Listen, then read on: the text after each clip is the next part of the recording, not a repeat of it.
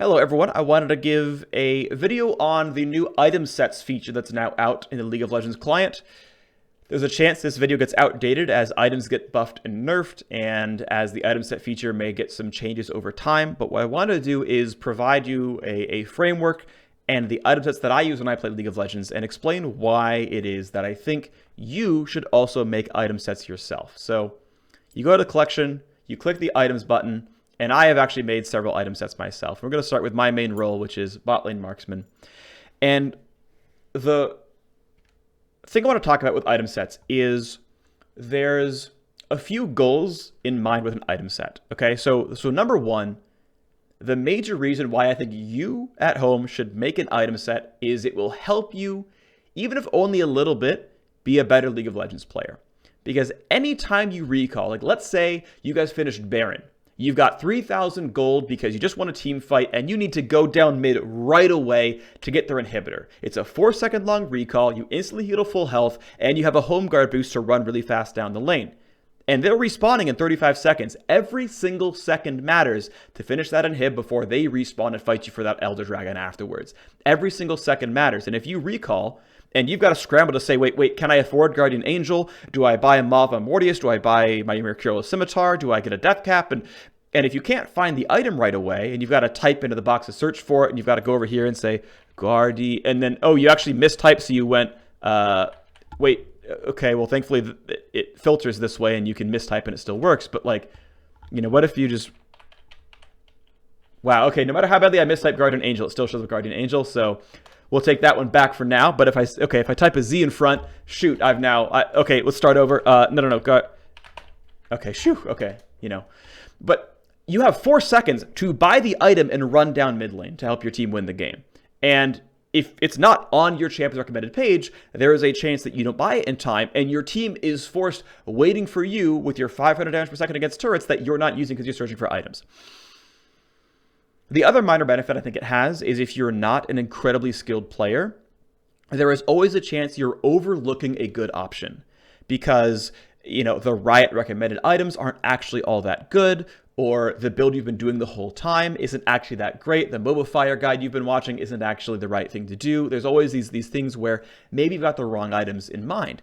And so the other kind of primary goal you can have with this is it's a nice reminder, if you build it properly, of what all the good options are. What actually should you be buying with an item set? And so those are the two goals really in mind with this item set, is to make it quick to buy what you need and to remind you of what the good options are so that you're not buying wrong things and you can quickly find the good things or reminded of the good things when you're going for an item set.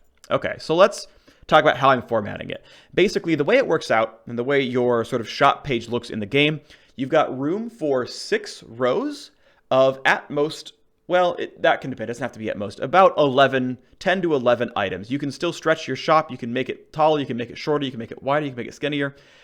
I aim for 10 to 11 items in any given box, and I want to limit myself to 6 boxes.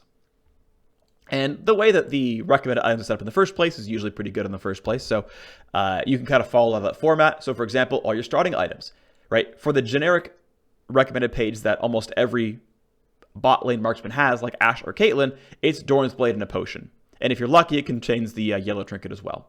But sometimes you want to go Doran's Shield. Sometimes you want to go Longsword 3 potions. Sometimes you want to buy a cull on your first recall and you can't find it anywhere. And you've got to go into the shop and you've got to go in here and say, okay, attack, damage. Okay, there's the cull, I can buy it. And that's, again, it's a waste of time.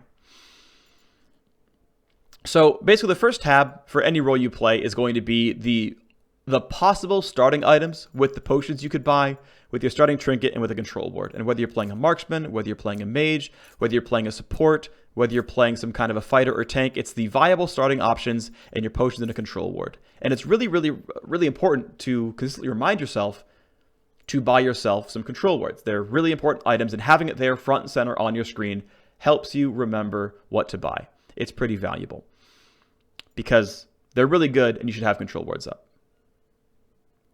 The second section is, it gets a bit awkward because we're going to go back to Marksman here. Yeah.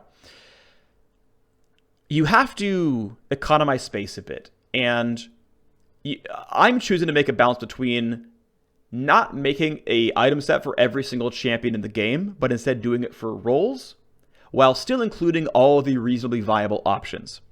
So for example, if I'm playing Ashe, I'm probably never buying cooldown boots.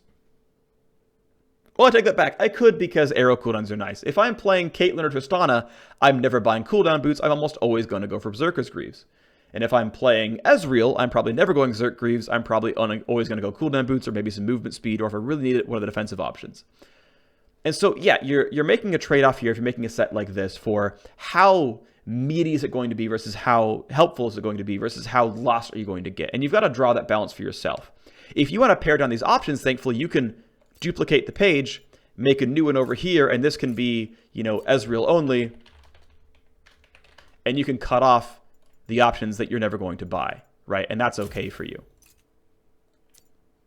But what I'm doing here, though, is giving you the recommended framework that you can play off of pretty easily.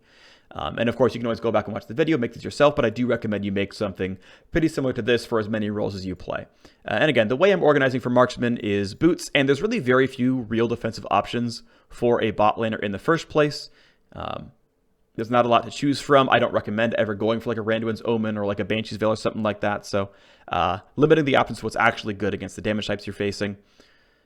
Easy core item builds here, all the crit options and the 4 lifesteal options, and down at the bottom, it's kind of the catch-all for all the weird items, right? Ezreal goes Manamune, some Varus players go for Manamune. Really only Kog'Maw buys Wit's End, really only Kog'Maw and some Varus players go Rageblade. Only a few really want lethality items, only a few want Black Cleaver. It's the situational stuff, and it's why it's at the bottom with the Trinity Force, the Sheen options up here as well. But it's to remind you when you get in a game, like, oh yeah, I have 2 different Last Whisper options, right? I have all these 3 lethality items when I'm playing Misfortune. Do I want to go lethality? Do I want to go crit? Do I want to go Black Cleaver? They're all available to you. You don't have to go searching around for them. And every single time, remembering that, yep, I have to buy 2 Ruby Crystals and a Longsword to buy Black Cleaver on Misfortune. In case the item sets ever change, in case the components ever change, you've got to remember those. And then just to make this top set a little bit smaller, I basically included one final column, one final row for the level 9 trinkets, the level 9 required elixir, and again, control wards, just including all the consumables. And this is what I recommend for any kind of generic bot lane champion, right? Any generic marksman here is good for this. And really, if you're playing like a mid lane Jace, I've even included that red trinket for you there. You've still got the Manamune if you wanted it. You've still got the lethality builds. And almost every marksman in the game can build items from here. What's great is it even fits a Kennen in the bot lane. A Kennen top or whatever. If you're kind of playing marksman Kennen top lane, all those items fit here as well. So it's pretty convenient. Let's talk about mages. Mages were a little bit trickier to build item sets for because everything has AP on it, and deciding what counts as defensive and what doesn't is a little weird. But we go through the mage recommended items that I create for my item sets. And again, the viable starting options, there's 4, right? Cloth 4 potions for a really difficult lane against physical damage opponents. Doran's Shield's good in melee versus range matchups, and Dark Seal refillable, Doran's Shield potions, Corrupting Potion, all can be very good options with, again, the same yellow trinket and control that everyone can buy in the early game. Almost every single kind of boot is viable in the mid lane. In fact, you could probably include boots of mobility as well for certain mid lane mages if you're really going to play as an assassin. I didn't include it. You can choose to do it yourself. And I really only included 3 true defensive options because everything else is a hybrid. But Zhonya's, the only reason you buy Zhonya's is the defensive attributes. Same for Banshees, same for Abyssal Mask. You won't buy these items unless you really want the defense. And they're tailored defensive items, right? You buy this against Zed. You buy this against Fizz. You buy this against Syndra, things like that. You don't buy them just because. And then this is where it got a little bit trickier, is I have this core AP set, which is essentially all the squishy, no active component ability power items, right? Almost everyone buys Melanomicon, almost everyone buys a Void Staff, almost everyone buys a Death Cap. A lot of people buy Luden's Echo, and a lot of champions really love the Riley's Liandry synergy. So these are the really core raw damage AP items, and you really, for the most part, if you don't know your champion very well, these are never going to be bad options. You can't go wrong with getting raw ability power. It's always going to be pretty strong. So do you recommend something like this for just a generic core AP? This is the Victor item, and this is the Twisted Tree Line equivalent of Death Cap and Zhonya's, in case you didn't know. You don't have to include it, obviously, but it's there if you want it. I chose to include it. If you're not playing on Twisted Tree Line, this item disappears. And if you're not playing Victor, I'm almost certain this item disappears as well. So it's not really taking up space in your item set. And then this is kind of my other catch-all for the AP items, right? It's all of the Hextech Revolver items. It's the Nashor's Tooth, the Lichbane. It's the 2 Rod of Ages versions, whether you're playing Twisted Tree Line. Not Twisted Tree Line. Whether you're playing like Howling Abyss or not. The Quick Charge, Archangel Staff, etc.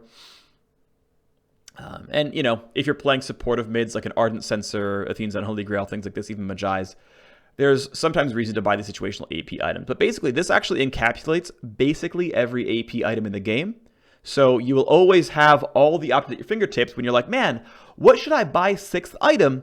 You are reminded of the 10 other viable options here. Is it Luden's Echo? Is it Riley's? Is it Leandry's? Oh, did I forget Void Staff? Is it a late Rod of Ages, or actually want a GLP or Protobelt or something? And so it's a nice sort of reminder to let you realize what exactly everything's going to be.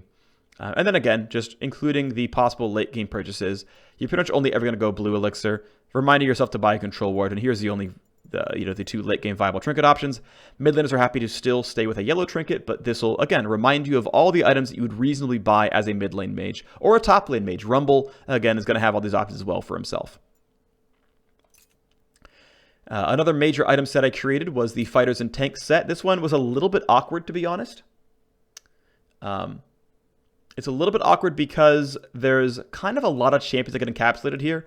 Right? If you're playing a Galio or a Nautilus or something, you actually often are running a Doran's Ring. So you have these weird AP item options occasionally, the Dark Seal in the same way. But there's really a lot of viable starts, especially when we're considering that we're going to have Nautilus and Fiora share like the same page. And we don't have to. We can choose to split this page up. Again, you can duplicate this and say, you know, this is going to be my Fiora page. And in that case, you can, you know, delete the AP item options, and, you know, you're never going to buy yourself a Banner of Command, and, you know, that can be your option there. And you can do that if you want to. It's very easy to duplicate and remove options, but I like starting at the very inclusive version of the item set, and then from there, you can duplicate and pare down. And this is actually very valuable, because if you know you're never going to buy a Guardian Angel on Nautilus, you can remove a lot of the non-Nautilus options. So it's the basic item set for fighters and tanks. And these are all the viable start options that you can conceivably go for with the potions and refillables. Corrupting Potion probably should be included at some point as well. We'll probably include that in the item set just to make sure, because I should have included that myself. That's my bad. All the viable boot options is basically every boot option that's not Sork shoes and not Mobies, because there's no top laner that would buy those items that wouldn't just fall into a different category in the first place. Right, I don't think Talon has a need for an item set like this that doesn't include a Yomu's Ghostblade. I don't think Rumble wants a set either for obvious reasons. So all the reasonably viable boot options, right? If you're playing Jax or Aurelia or something, you might want the Berserker's Greaves. And then again, it was kind of hard to categorize the items properly, but basically I chose to include the generic defense items. This is items that either gave purely raw health or gave almost equal amounts of armor and MR. There's not a strong affinity to which type of damage it really prevents. I guess Longsword could have been a viable option as well. I'm going to include that as on top of this one. There's even more. I mean, this is now a lot of viable starts, which is, you know, it's going to get a little excessive, but I'm also including a lot of champion options. And again, you can pare this down and duplicate and cut some options off without too many difficulties for yourself. But basically, I included the generic defensive options. Honestly, any Jax, Aurelia, Rumble, well, maybe not so much Rumble. You know, a Jax, an Aurelia, a Nautilus is going to really consider a Gargoyle Stoneplate. They're going to consider a Warmog's Armor. Righteous Glory is an option. I think the item is viable, and I think we'll see over time more players maybe look at this a bit more frequently. Zart Portal, while situational, just like Locket is, it is a reasonably purchased defensive item for this role, especially if you're playing like with an AP Elise jungle and a Zyra support. It might be your job to buy these items as a top laner. I tried to include the most common offensive items in this role. Again, we're looking at the more bruiser types. So if you're playing Kled, you're going Black Cleaver into Titanic Hydra. Maybe you include one more lifesteal item, but you're going into tank stats from there. If you're playing Aurelia, maybe you're going to get Trinity Force and maybe a Rage Blade or Titanic Hydra. Not Rage Blade, Ruin King or Titanic Hydra. And then you're going into tank stats. And so it really does line up well that all these bruiser types are going to be going into tank stats afterwards. And then basically as far as tank items are concerned, I just separated them into the two types of defense that matter. Right, we had the few defensive generic options up top. But once you're like, hey, you know, I'm losing lane to a physical damage dealer, well, you are reminded of all the possible physical damage mitigation items. And again, this is really one of the major benefits of an item set like this is your generic Aurelia recommended item page, whether you're using a source like Championify or using the recommended page that's provided in the game itself, or you're looking at a Mobifier guide, they don't include all the options. There's almost no way to include all the options. So if you say, you know what, It's a 5 AD team. I'm buying a Sunfire Cape, and a Deadman's Plate, and a Randuin's Omen, and a Thornmail. There's basically no custom item set anywhere that's going to include all 4 of those options. But when you're Nautilus, and you've got your Ninja Tabby, and you want to keep stacking armor because the Talon and the Jace and the bot lane Ashe are just continually doing physical damage to you, you want all 6 options out there for you. And of course, there's some somewhat cheeky items like the Knight's Vow and the Banner of Command are, pretty under-purchased. But, how many times have you bought Knight's Vow versus seen Knight's Vow bought in pro play, right? How often have you been reminded of how good Knight's Vow is and yet forgot to buy it because it wasn't in your item shop, obviously, when you had these other tank items available to you that you didn't think about? And as far as magic with this, there's really only 4 to 5 viable options. There's the 3 that build out a Spectre's Cowl, and there's the Mav Mortius and the Mercurial Scimitar as options as well. And just like in everywhere else, we have the fact that all top laners pretty much always sit with their yellow trinket. They actually don't switch almost ever. So I didn't even include the other trinket version. If you want to include red trinket, you can.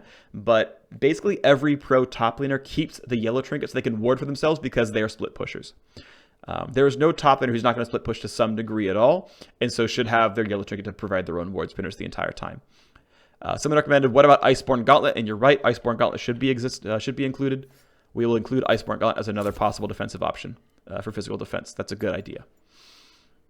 And again, we're just reminding you of all the viable options here for defense. And I included the Gangplank stuff down here just in case, because this is going to be the kind of stuff. And to be fair, this is actually not a very good Gangplank page because I don't have the Yomu's Ghostblade or anything on this. So this is actually not a good Gangplank page in and of itself. He would need to do this page somewhat differently. So I recommend if you do play a bunch of Gangplank, this is very clearly a top lane centered page. You'd need to duplicate this, add the Yomu's Ghostblade, add the Phantom Dancer, add the Infinity Edge, add all the other things that Gangplank would use, and make a different page for this. This is not really going to suit Gangplank all that well, just to be completely clear about this. You would need to make a different page for him specifically, but Infinity Edge fits almost no other champions up there. Same goes for Tryndamere, who's obviously not going to use Hurricane, but would use something very similar to this Marksman page otherwise, where it's like, yeah, you might want Ruin King and things like this. And again, if you want to make any choices yourself, any changes yourself, feel free. But again, I recommend you scroll through my item sets and you say, okay, these are pretty good recommended options if I'm playing a bot lane Marksman. All these items are pretty much purchasable. If I'm playing a Mage, here are all the viable purchase options for defense, for offense, for the situational stuff, depending on what kind of Mage I'm playing. All right, if I'm playing a tank or an Aurelia, some fighter of sorts, if I'm playing a Fiora, all right, these are the viable start options. These are pretty much all the viable boots and all the defensive and offensive items that I might want to use. And again, it'll get you in a pretty good starting place to get your own item sets running in a pretty good spot. The final set I wanted to cover that I didn't feel was too hard to really create was for supports. And for supports, it's a bit awkward because it's a more extreme version of top lane where a lot of different types of champions play in this role. You've got the, Jannas and Sorakas and Lulus of the world where their entire job is supporting their teammates and sitting in the back lines and just buffing up their shielding and healing power. You've got the Thresh and Nautilus and Scions of the world where they're all frontline tanks and they want a bunch of durability. And you've got the Vel'Koz and Brand and Zyras and some of the Karma players who are all about damage output. And again, much like the other sets, it's very easy to duplicate and say, you know what, this is the Zyra page. And you can delete up a lot of other options. That's totally doable for you. You can do that if you want. But I'm starting with an all-inclusive one that honestly looks a bit scary when you load into the game, but can be very strong. So we have the 3 support item starts, the 2 types of potions, the 2 types of early game trinkets you can buy alongside the control ward. Okay, great. Here are all your boot options. And again, Sork Shoes included because of the offense supports, but if you never play Zyra or Vel'Koz or Brand, you can delete this off the set and have less to run around. Swifties are very rare, but they are bought sometimes, so I kept them in. And these are all the versions of Sightstone. I've seen so many of the basic recommended item sets for supports not include the upgraded Sightstone version. It's always Frost Queen's Claim or Talisman of Ascension. And so including them both I think is very useful, including all the options. And then I basically created a bucket for each major class of champion. Now there are some cross-class purchases, right? If I am playing, let's say, Braum, I might buy a Zeke's Harbinger. I actually might buy Redemption. If I'm playing you know, a mage support like, or semi-mage support like a Karma or a Nami. Well, I might go Frost Queen's Claim, but I still probably want Ardent Censer, right? It's not one-to-one, like only buy items from one bucket, but it will kind of help you understand, what am I trying to do? I'm trying to heal my teammates more. Okay, well, Ardent Censer, Redemption, Mikhail's, Athene's, Zeke's, like these are all teammate buffing items.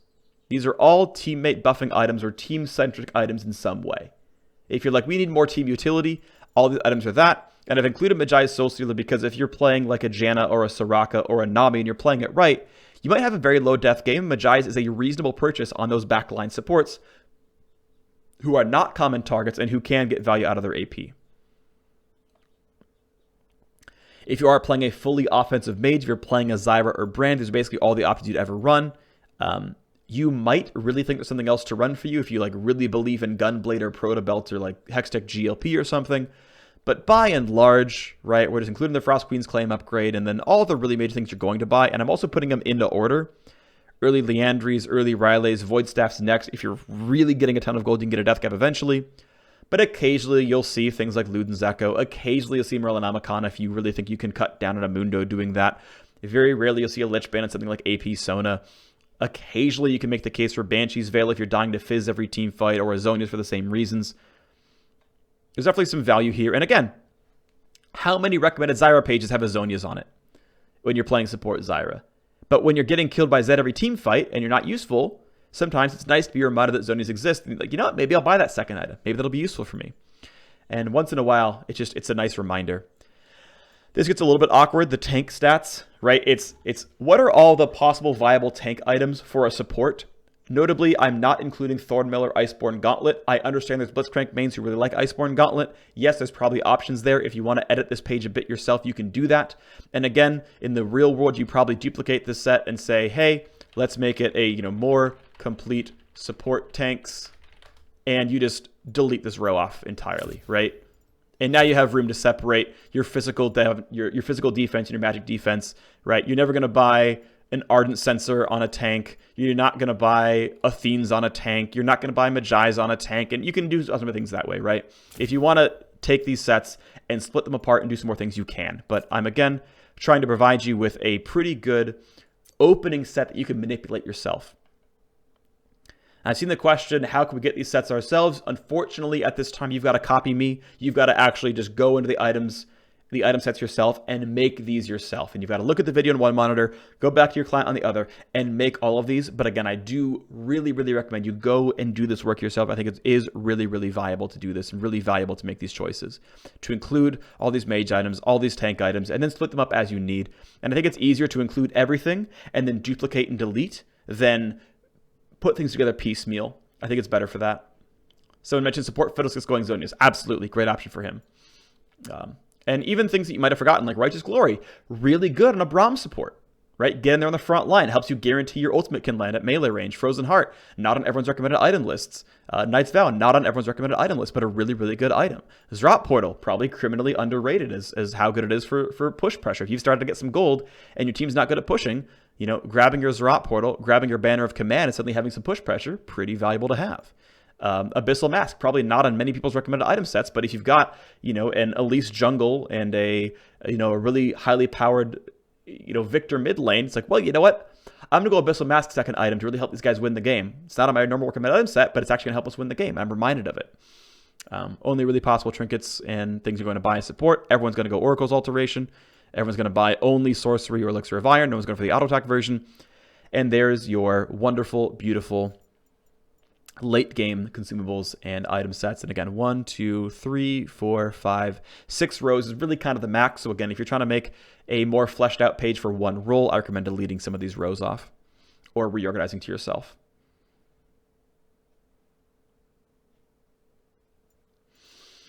So that's going to do it for this video. That's going to cover what I think are good recommended item sets. I know I did not cover junglers. I did not cover all top lane carry styles. If you're playing, like, again, a Gangplank or a Tryndamere, I didn't provide you a set for that. But I think I covered 90, well, not 90% because not junglers, but I covered probably 80% of champions. And as a jungler, you're going to do something very similar where you're going to include a lot of those similar items and then find a column for all your jungle enchants, or find a row for your jungle enchants, and you'll get into a decent spot for that. Thank you all very much for watching the video. If you've got comments, please leave them below.